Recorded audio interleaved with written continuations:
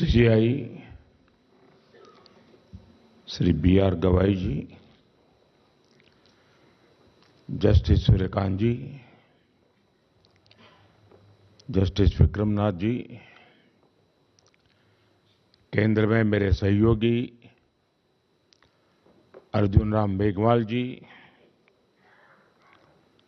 Supreme court के अन्य माननीय न्यायाधीशगण, हाई कोर्ट के मुख्य न्यायाधीशगण, देवी और सज्जनों, इस महत्वपूर्ण अवसर पर आप सभी के बीच उपस्थित होना बहुत विशेष है। लीगल एंड डिलीवरी मैकेनिज्म की मजबूती और लीगल सर्विसेज डे से जुड़ा ये कार्यक्रम हमारी न्यायिक व्यवस्था को नई मजबूती देगा। मैं 20वीं नेशनल कॉन्फ्रेंस की आप सभी को शुभकामनाएं देता हूं। मुझे बताया गया कि आज सुबह से आप लोग इसी काम में लगे हैं, तो मैं ज्यादा समय नहीं लूंगा आपका।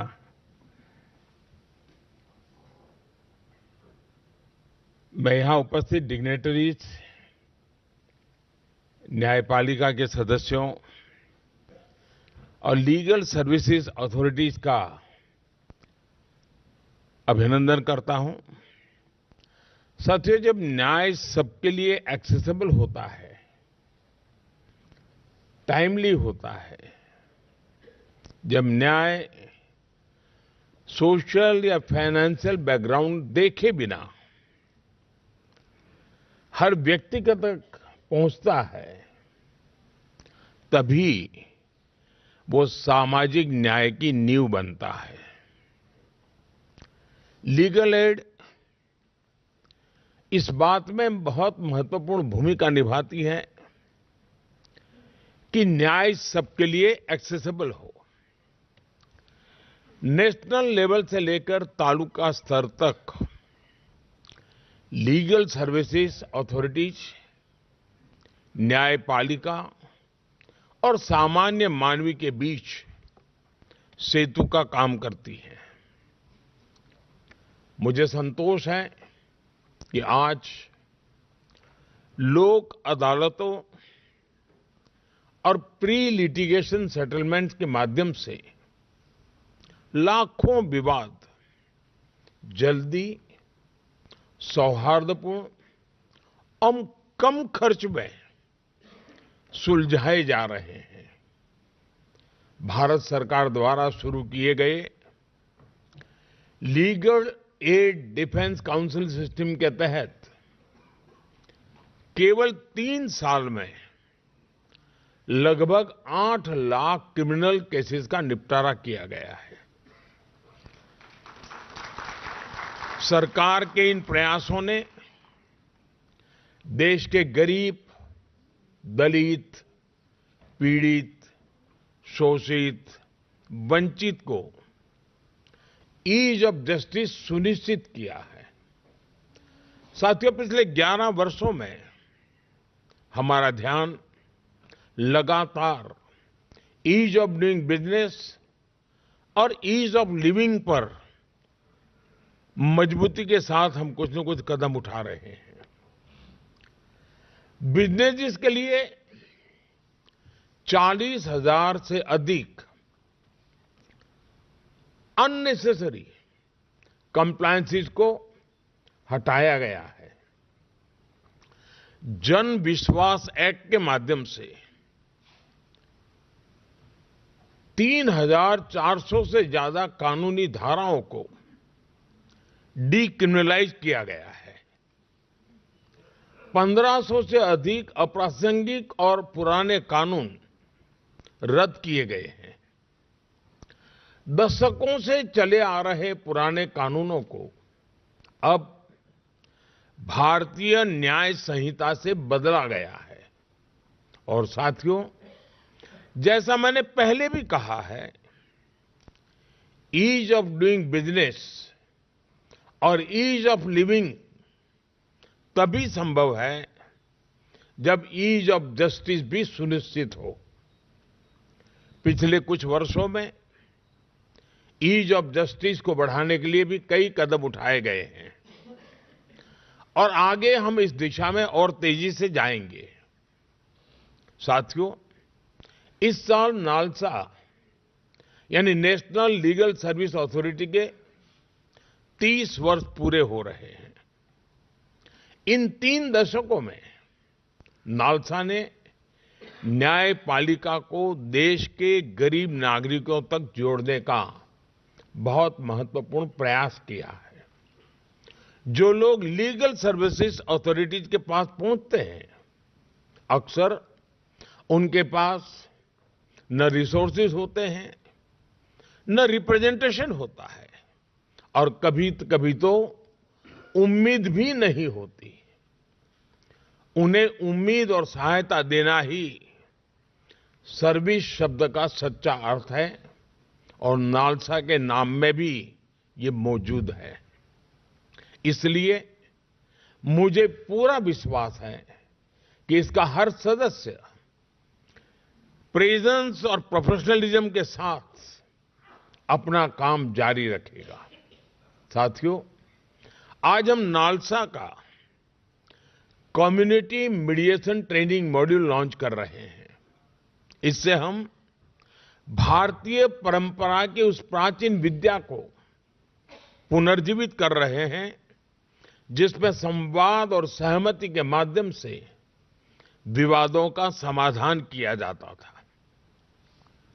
ग्राम पंचायतों से लेकर गांव के बुजुर्गों तक मीडिएशन हमेशा से हमारी सभ्यता का हिस्सा रही है। नया मीडिएशन एक्ट इसी परंपरा को आगे बढ़ा रहा है, उसे आधुनिक स्वरूप दे रहा है। मुझे विश्वास है कि इस ट्रेनिंग मॉड्यूल के माध्यम से कम्युनिटी मीडिएशन के लिए ऐसे रिसोर्स तैयार होंगे जो विवादों को सुलझाने, हार्मनी बनाए रखने और मुकदमेबाजी को कम करने में मदद करेंगे। साथियों, टेक्नोलॉजी निश्चित तौर पर एक डिसरप्टिव शक्ति है, लेकिन अगर उसमें प्रो पीपल फोकस हो तो वही टेक्नोलॉजी लोकतांत्रिकरण की शक्ति बन जाती है। हमने देखा है कि कैसे यूपीआई ने डिजिटल पेमेंट्स में क्रांति ला दी। आज छोटे से छोटे वेंडर्स भी डिजिटल इकोनॉमी का हिस्सा बन गए हैं। गांवों को लाखों किलोमीटर ऑप्टिक फाइबर से जोड़ा गया है। अभी कुछ सप्ताह पहले ही ग्रामीण इलाकों में एक साथ लगभग 1 लाख मोबाइल टावर शुरू हुए हैं। यानी टेक्नोलॉजी आज इंक्लूजन और एम्पावरमेंट का माध्यम बन रही है। जस्टिस डिलीवरी में ई कोर्ट्स प्रोजेक्ट भी इसका एक शानदार उदाहरण है। ये दिखाता है कि कैसे टेक्नोलॉजी जुडिशियल प्रोसेस को आधुनिक और मानवीय बना सकता है। ई फाइलिंग से लेकर इलेक्ट्रॉनिक समन सर्विस तक, वर्चुअल हियरिंग से लेकर वीडियो कॉन्फ्रेंस तक, टेक्नोलॉजी ने सब कुछ आसान कर दिया है। इससे न्याय मिलने का रास्ता और आसान हुआ है। आप सभी परिचित हैं, इस प्रोजेक्ट के तीसरे चरण के बजट को बढ़ाकर 7,000 करोड़ रुपए से ज्यादा किया गया है। ये इस प्रोजेक्ट के प्रति सरकार के स्ट्रांग कमिटमेंट को दिखाता है। साथियों, हम सभी ये भी जानते हैं कि लीगल अवेयरनेस का क्या महत्व होता है। एक गरीब व्यक्ति तब तक न्याय नहीं पा सकता जब तक उसे अपने अधिकारों का ज्ञान न हो, वह कानून को न समझे और सिस्टम की कॉम्प्लेक्सिटी से डर महसूस करता रहे। इसलिए कमजोर वर्गों, महिलाओं और बुजुर्गों में लीगल अवेयरनेस को बढ़ाना यह हमारी प्राथमिकता है। आप सभी और हमारी अदालतें इस दिशा में निरंतर प्रयास करते रहे हैं। मैं समझता हूं हमारे युवा, खासकर लॉ स्टूडेंट्स, इसमें ट्रांसफॉर्मेटिव रोल निभा सकते हैं। अगर युवा लॉ स्टूडेंट्स को प्रोत्साहित किया जाए कि वे गरीबों और गांव में रहने वाले लोगों से जुड़े, उन्हें उनके कानूनी अधिकार और लीगल प्रोसेस समझाएं, तो इससे उन्हें समाज की पल्स को सीधे महसूस करने का अवसर मिलेगा। सेल्फ हेल्प ग्रुप्स, कोऑपरेटिव्स, पंचायती राज संस्थाओं और अन्य मजबूत ग्रासरूट नेटवर्क के साथ काम करने की हम लीगल नॉलेज को हर दरवाजे तक पहुंचा सकते हैं। साथियों, लीगल एड से जुड़ा एक और पहलू है जिसकी मैं अक्सर चर्चा करता हूं। न्याय की भाषा वही हो जो न्याय पाने वाले को समझ आए। इसका ध्यान जब कानून को ड्राफ्ट किया जाता है तब रखना बहुत जरूरी है। जब लोग कानून को अपनी भाषा में समझते हैं तो इससे बेटर कंप्लायंस होता है और मुकदमेबाजी कम होती है। इसके साथ ही यह भी आवश्यक है कि जजमेंट्स और लीगल डॉक्यूमेंट्स को स्थानीय भाषा में उपलब्ध कराया जाए। ये वाकई बहुत सराहनीय है कि सुप्रीम कोर्ट ने 80,000 से अधिक जजमेंट्स को 18 भारतीय भाषाओं में अनुवाद करने की पहल की है। मुझे पूरा विश्वास है यह प्रयास आगे हाई कोर्ट्स और जिला स्तर पर भी जारी रहेगा।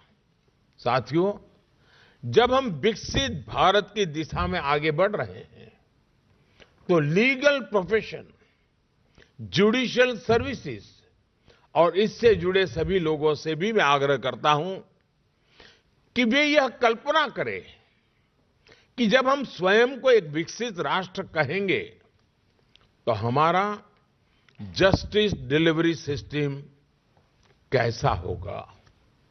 उस दिशा में हमें मिलकर आगे बढ़ना है। मैं नालसा पूरी लीगल फ्रेटर्निटी और जस्टिस डिलीवरी से जुड़े सभी लोगों को बहुत बहुत बधाई देता हूं।